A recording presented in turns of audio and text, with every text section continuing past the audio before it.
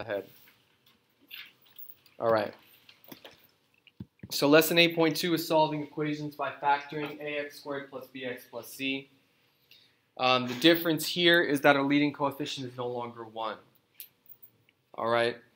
Well, your book gives you this whole process of how to do it. I'm going to do it a different way. But we'll start off by taking a look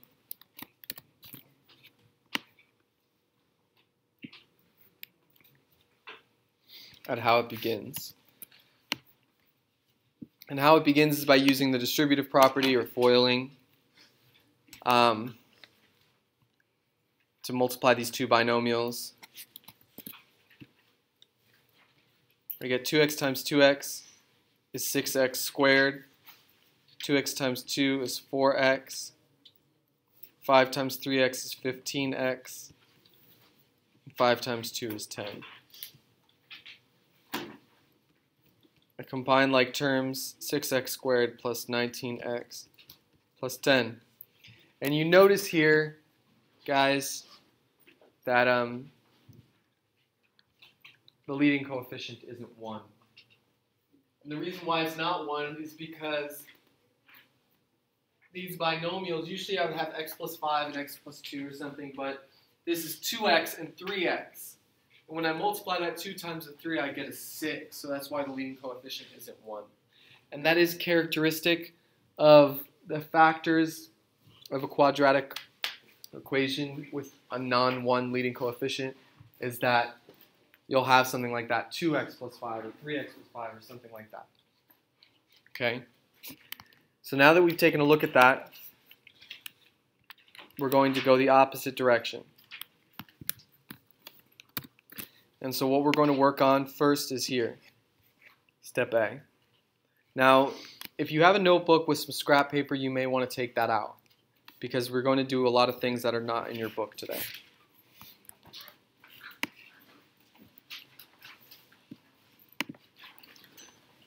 So what I'm going to teach you today is the process by which you're going to factor these equations where you have a leading coefficient that isn't 1. So today what I'm teaching you is a process, and it's up to you to learn and understand this process. So what's the first step? Well, step number 1 is I take out common term. And this won't always be the case, because I might not have a common term to all 3 of those terms, or common factor, I should say. Take out common factor for all the terms. What's the common factor for all 3 of these terms? 2, right? This becomes 2 times 2x squared plus 13x plus 21.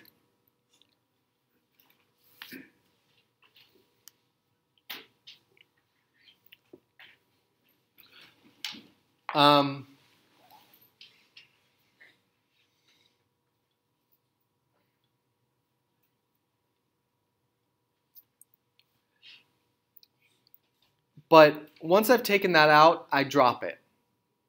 I'm going to bring it back at the end of the problem, but for now I'm going to forget about it because it makes it too confusing if I hold it there for now.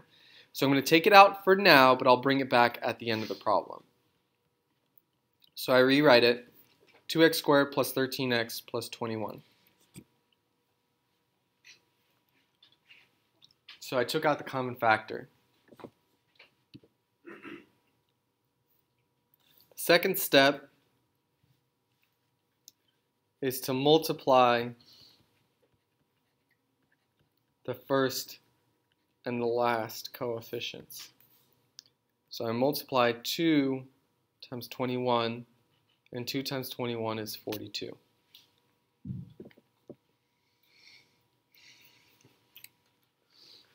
And once I've multiplied that, the third step is I factor that term. or factor that number. Find the factors of that number. Okay. And what are the factors of that number? 1 and 42, 2 and 21, 3 and 14, 3 and 14, and 6 and 7.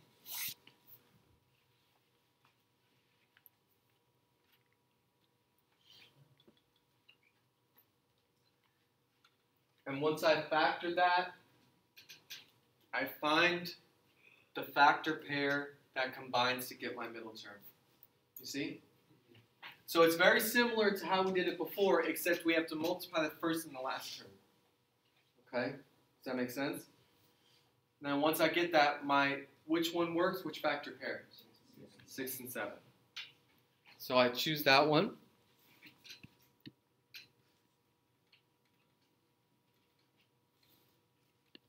And then once I have that, I split the middle. Once I have that, I split the middle. Okay? What do I mean? Well, this term here, 13x, I split to be 6x plus 7x. So it becomes 2x squared plus 6x plus 7x plus 21. So you see that? Instead of 13x, I just rewrote it as 6x plus 7x, you see? And once you're here, you're really, really close to done, okay? And this part here is really that process that's super new, okay? Beyond this, we kind of start redoing some stuff we've done before. But what's new? First, I take out the common factor, okay? Then I drop it for now. I multiply the first and the last. 2 times 21 is 42. I then factor out that number to find the factor pair that I can get the middle term with, and then I split the middle term. For the record, I should have said it in the beginning. This process that I'm doing is called factoring by grouping. Factoring by grouping. Okay, so I take out the common factor, I multiply the first and the last number, I factor that number, and then I use those factors, I use that factor pair to split the middle. Okay? Now, once I've done that, I group the first two and the last two. And this is where the grouping comes in, of the factoring by grouping. But before we do that, I want to remind you of something. Do you guys remember when I had like x times x plus 3 plus 4x plus 12? What did I have to do to factor this? I pulled out the 4, right? You guys remember this? And I pulled out the 4. And then I would combine the two, it would be x plus 4 times x plus 3, right? You guys remember that? Yeah. You might remember I said at least once or twice that this was a skill that we were going to use later on when we did factoring by grouping. Right? Well, here we are. Okay? Doing factoring by grouping. So now what's the difference? Well, in that case we had one parentheses, but in this case we have none. But we're going to do the same thing. What are we going to do? We're going to take the first group and the last group and we're going to pull out the common terms. So what's the common term of the first group? 2x.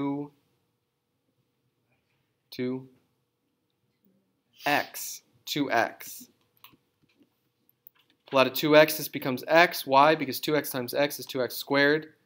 This becomes 3. Why? Because 2x times 3 is 6x. Here, what's the common term here?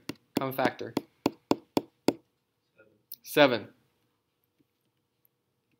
Pull out a 7, I get x plus 3. And look at that. They're both the same. What do I do now? I group the 2x plus 7 and x plus 3. And I factored by grouping. Does that make sense, guys? You understand this process? What's the process? Take out the common factor. Take out the common factor. Multiply the first and the last term. Factor that. Use that factor to split the middle. Once I've split the middle, then I'm just doing the same thing I did before, right? Pull out common terms and then group them. And that's factoring by grouping. Any questions? Okay. All right. Let's do another one like that.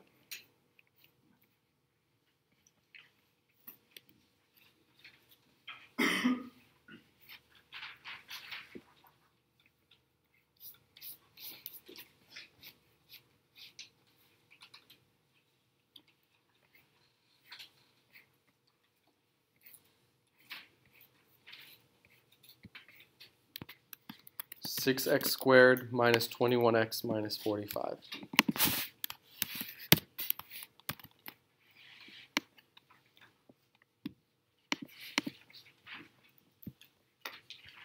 Like I said, I do it much different. Look, this is how your book does it, okay? I'm not trying to do all that. You understand? It's just lots and lots of arithmetic, lots of possibility for mistakes. So we're going to do it differently, okay? So this is on page 321, but we're going to do it differently anyway. All right, first thing, first step, what do I pull out? Common factor, right? So I'm going to pull out a 3, very good. Pull out a 3, this becomes 2x squared minus 7x minus 15. Right? Oh gosh. Sorry. I forgot. This 2 that I pulled out, I got to bring it back at the end. Sorry about that. That 2 that I pulled out, I got to bring it back at the end. Because remember I said, hey, I'm going to forget about it for now, but I'm going to bring it back in the end. So that's exactly what I just did. Once you're done with the factoring, you just bring back that common term. Okay. Now, pull out a common term. The common term is 3. So I have 2x squared minus 7x minus 15. And then, just as I did last time, I drop it for now.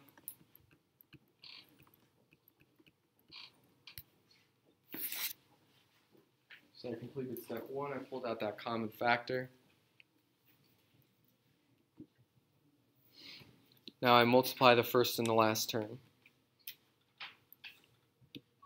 And I get 30. Factor that out. 1 and 30. 2 and 15. 3 and 10, sorry. 4, no. 5, yes. 5 and 6. Which combine to make 7. 3 and 10, right? It's negative, so I'm finding the difference. So there you go. 2x squared minus 10x plus 3x minus 15. Doesn't matter what order you put them in. I could have done plus 3x minus 10x. I would have ended up with the same answer. We'll end up with the same answer. Doesn't matter which order you put them in. But notice, negative 7x equals minus 10x plus 3x, right? Minus 10x plus 3x is negative 7x.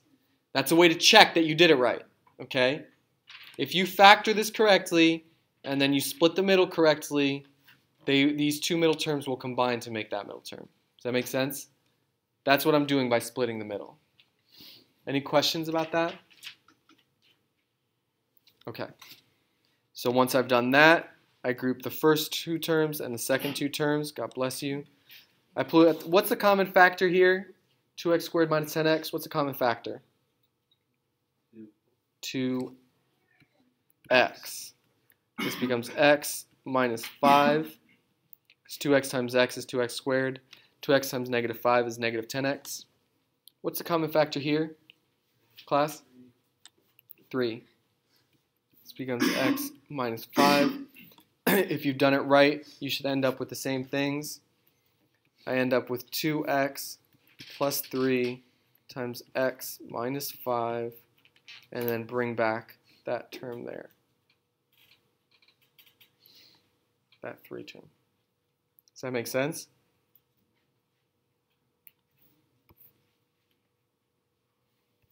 Sorry. Okay. You guys get that? All right, go ahead now and do B. 20x squared minus 40x minus 25. Go ahead and do this one on your own.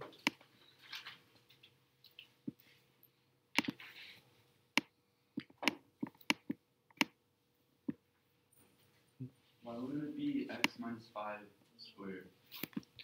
Why did they cancel it? Because remember when we did this previously, when we were using like zero product property, it's the distributive property, right? If I were to distribute the 2x to this term, it would be 2x times this plus 3 times this. So it means So it's, yeah, I'm using the distributive property to pull out x minus 5 from both of these terms, and then I group those two terms. Does that make sense? Yeah? Yes, ma'am? No. Mm-mm.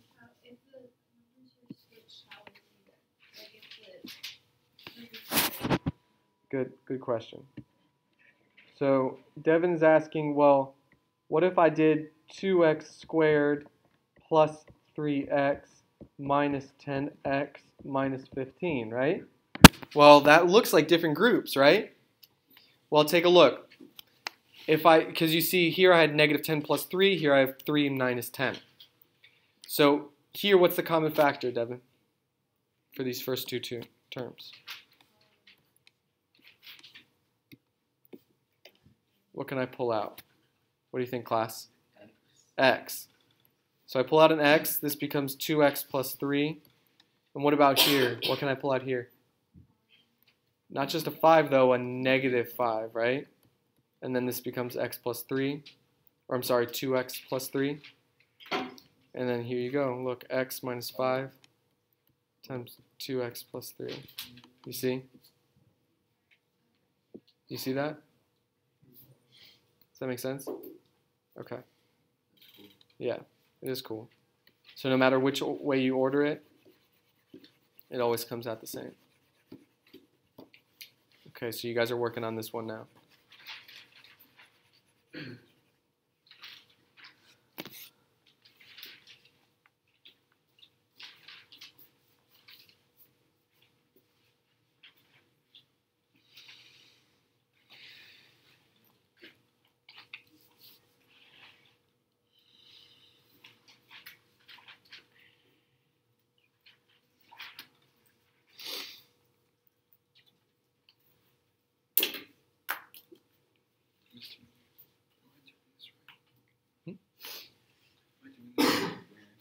This is going to do this by 5, so is that okay, cool. Also,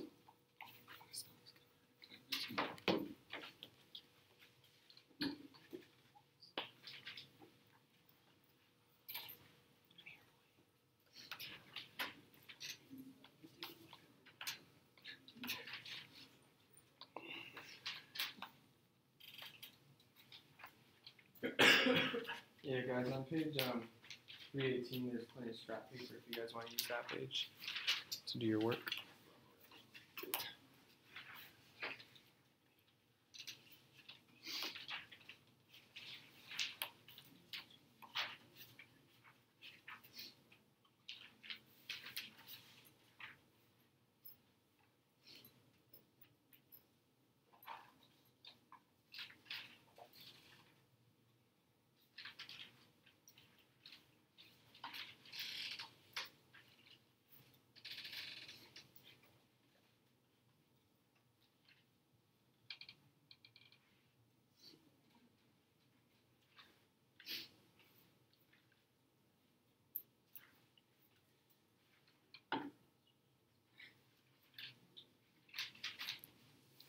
Okay. Do another 10 seconds.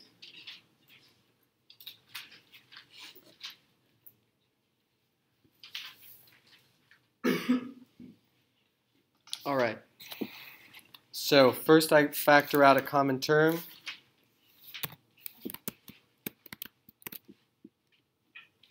What's the common factor here? 5. Pull out a 5. It's 4x squared minus 8x minus 5. I forget about that for now, and I'll bring it back later. Once I have that, I multiply those two. This is 20, 1 and 20, 2 and 10, 4 and 5. This is negative, so I have to find the difference to make this one. Well, that's clearly 2 and 10. So I split this up. It becomes 4x squared plus 2x minus 10x minus 5. I group these two terms. I get 2x times 2x plus 1 minus 5. Pull out a negative 5 here, negative 5 here, and that's 2x plus 1. I group the two together, and then I bring back my common factor from the beginning, and I'm done. You guys understand this? Yes, sir. Why 4x squared plus 2x minus 10? What happens if you put 4x? I feel like what happens if you put 4x squared minus 10x plus 2x? Good. Is there 4x squared minus 10x plus 2x minus 5, sure. Pull out the common factor here. Common factor here is 2x. It's 2x minus 5, right? Common factor here is just 1. It's a good one. Guys, if there's no common factor, it's not a 2 or an x or whatever, it's just the common factor is 1. Okay?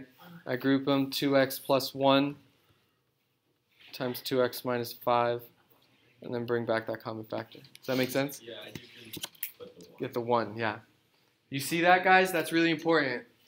2x and negative 5 don't have a common factor, so what's the common factor? It's just 1. 1 can always be a common factor. All right? Good question. All right. Next. We're going to do one more like this, and then we'll move on. And this one is important. The next page. I believe so. Okay. Now, is there any common term here? No. There's no common factor, but what do I notice about the leading coefficient that's different than the other ones? It's negative, right? Well, I always want to have my leading coefficient positive, okay? If it's not positive, then it makes things a little funny. So I always want to make the leading coefficient positive. So in this case, what I consider to be my common factor is negative 1. And so I just flip all the signs because I always want to make my leading coefficient positive. Does that make sense? And then I drop that for now.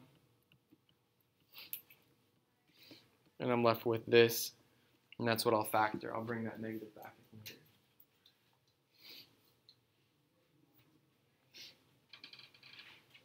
here.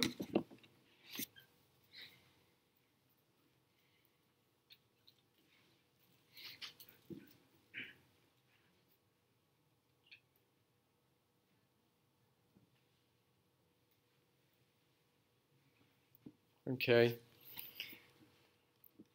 Now I factor by multiplying the first and the last terms.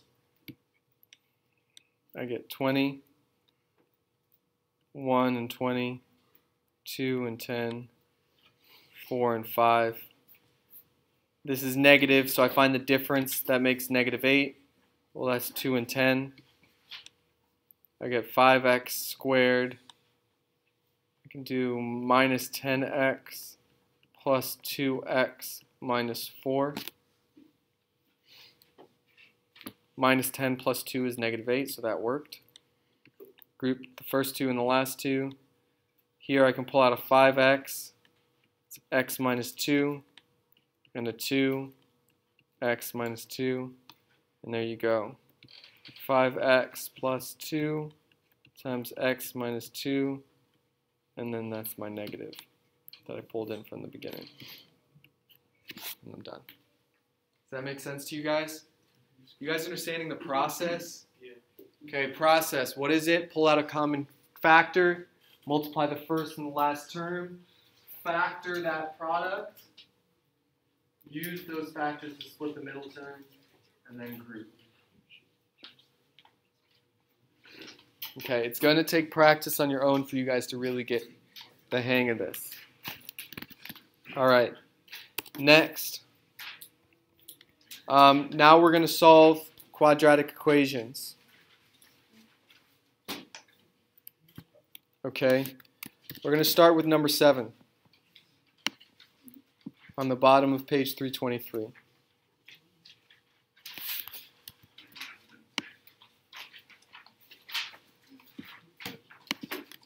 All right.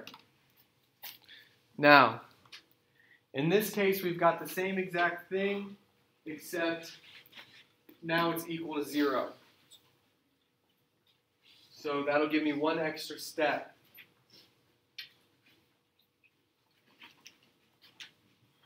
So what do? What's the first step? Find the common factor and bring it out. Here, that common factor is 3. 4x squared plus 16x plus 15 equals 0. Now, listen. Usually I'd have to drop that and bring that back in later. But whenever it's equal to 0, I can just drop it completely. Why? Because if I just divide by 3, that's going to cancel out anyway. You see? So whenever I have an equation and it's equal to 0, I just drop that common factor and I don't ever have to pick it back up again.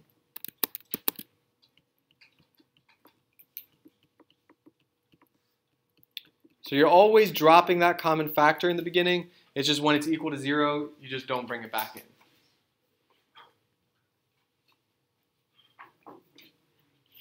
All right, once I do that, what's the next step, class? Multiply the first and the last. Okay, I end up with 60. Factor 60, I get 1 and 60, 2 and 30, 3 and 20, 4 and 15, 5 and 12, 6 and 10, 7 no, 8 no, 9 no. Okay, they're both positive, so I figure out which ones add to get 16.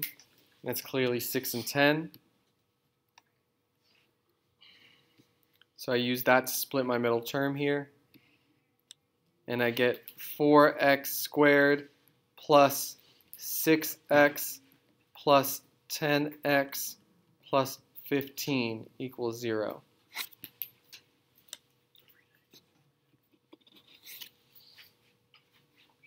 Once I've done that, you guys following the process here? Once I've split that middle term, 6x plus 10x is 16x. I group the first two and the last two, take out the common factor. Here it's 2x. 2x times 2x is 4x squared plus 3 because 2x times 3 is 6x. Here it's 5, and again I get 2x plus 3. 5 times 2x is 10x. 5 times 3 is 15. So I multiply the first, I take out the common factor, multiply the first and the last, factor that result, use that factor pair to split the middle term, and then group.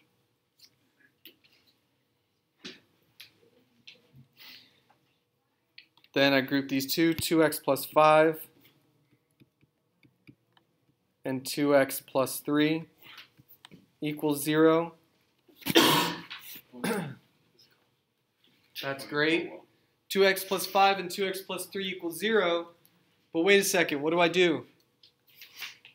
Remember that zero product property? If I've got the product equal to 0, how do I solve for x? I set them individually. Set them both equal to 0. 2x plus 5 equals 0. So it's just one more step. Whenever it's equal to 0, it's just one more step. I have to then set the factors equal to 0 and solve. Here I subtract 5 from both sides. I get 2x equals negative 5. Divide both sides by 2. X equals negative 5 halves. Here I subtract 3 from both sides. I get 2x equals negative 3. Divide both sides by 2. And I get x equals negative 3 halves. Those are my two answers. Does that make sense, guys? You see this? It's a process. Look, it's a process, and let me be real honest with you guys. There are other ways to do this that aren't so much of a process, but to me they always kind of feel like cheating. They always feel like a trick. Like, there are other ways to do this. It's like, okay, if I multiply this and carry this and then multiply it back in, and like, it works. There are other ways to do this. But this way, can you guys see, like, in doing this process, like, okay, that makes sense. I understand what's happening here. I understand how I'm factoring it. Does that kind of make sense to you? This process makes sense? Okay, that's the whole thing, is that it's like, yeah, you kind of got to learn this process, but then it's not just like magic. You see? It's like you actually are understanding the math that you're doing. Is that pretty clear? Okay. So I'm asking you guys to do this process because it's, in my opinion, the easiest and the best way to do it. And then you don't end up doing like this. Right? We don't want to do that. Okay. So the next and last example, and then I'll let you guys start on your homework, is on the top or in the middle of page 322. Or right? Yeah, right here. This one.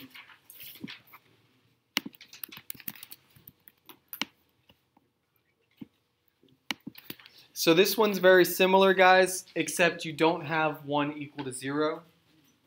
You don't have one side equal to 0, so you have to get that first. And so we can bring everything over to one side. So I subtract 4x squared and subtract 4. And I get negative 2x squared plus 7x minus 6 equals 0. Okay. So I've got that equal to 0. But what do I notice about the leading coefficient? Yes, sir? It's negative. So what do I want to do? Drop it. Yeah. I want to pull that negative out. So it's negative 2x squared minus 7x plus 6, because all the signs flip. And then since it's equal to 0, I can just drop that negative. Does that make sense? But I have to pull it out first, because it flips all the signs. So 2x squared minus 7x plus 6 equal to 0. Does that make sense to you guys? I have to pull that negative out, and then I can drop it.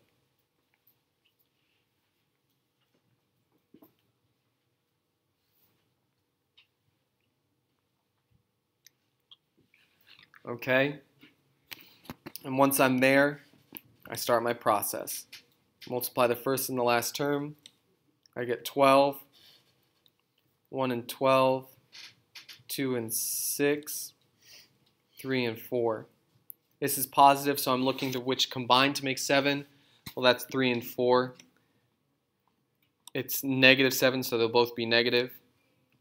2x squared minus 4x minus 3x plus 6 equals 0. And now I could have done it minus 3x, minus 4x. I could order them any way I wanted. Just the groups will look a little bit different while I'm doing the process, but they'll end up the same. So to check, minus 4x, minus 3, yeah, minus 4 minus 3 is negative 7, so I'm good. Group the first two and the last two. Pull out the common term. What's the common factor here? 2x squared minus 4x. Common factor is 2x. 2x. This becomes x minus 2. Common factor here. 3x. If I pull out a 3, I'll end up with negative x plus 2. But I want x minus 2, so what should I pull out? Not 3, but negative 3. And then I end up with x minus 2. You see that? If ever there's a negative here, I want to pull out that negative. Okay? Okay? And then I end up with 2x minus 3 times x minus 2 equals 0. I got the product equal to 0, so what do? Set them both equal to 0. 2x minus 3 equals 0. X minus 2 equals 0.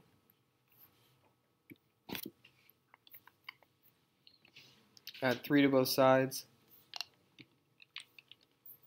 2x equals 3. Divide both sides by 2. X equals 3 halves.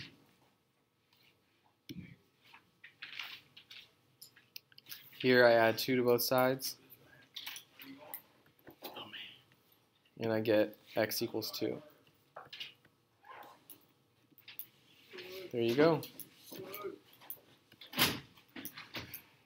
Hello, sir. Reading MC in the now. How's it going, man? Nice. Is she here? Yes, there.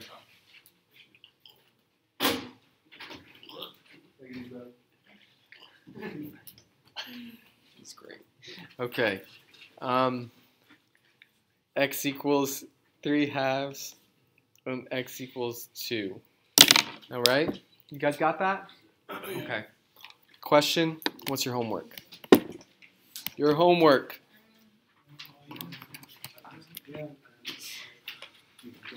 Your homework, if you choose to accept it, will self-destruct in.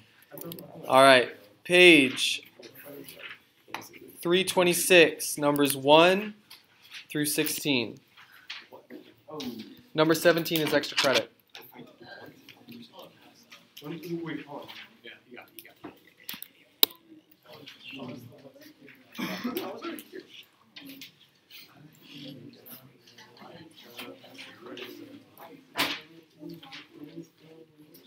X 17, guys.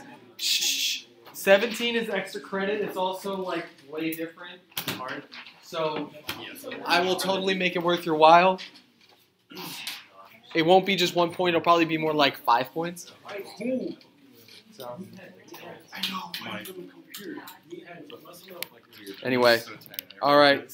That's it. Any other questions? Thank you.